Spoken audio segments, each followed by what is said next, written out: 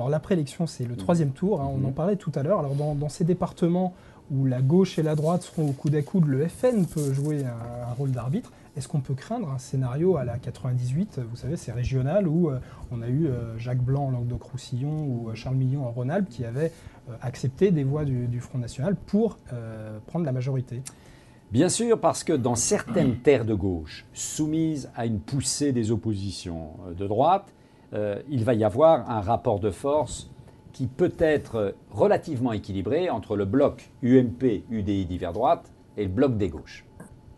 Et à ce moment-là, qui fera la décision? Eh bien, ce seront éventuellement les 2 ou 3 conseillers départementaux du Front National, selon qu'ils choisiront l'un ou l'autre. Et on retourne donc dans la situation, en effet, des régionales de 1998, où on avait eu quelques journées juste après le second tour, complètement, des journées folles, de bruit, de rumeurs, de changements d'axe stratégique.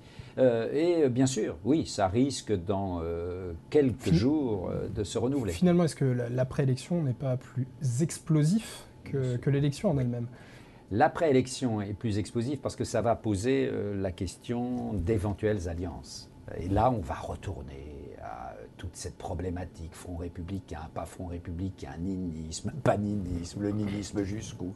C'est-à-dire un débat qui, en effet, est un débat délétère et dans lequel les grandes forces politiques perdent leur âme, souvent.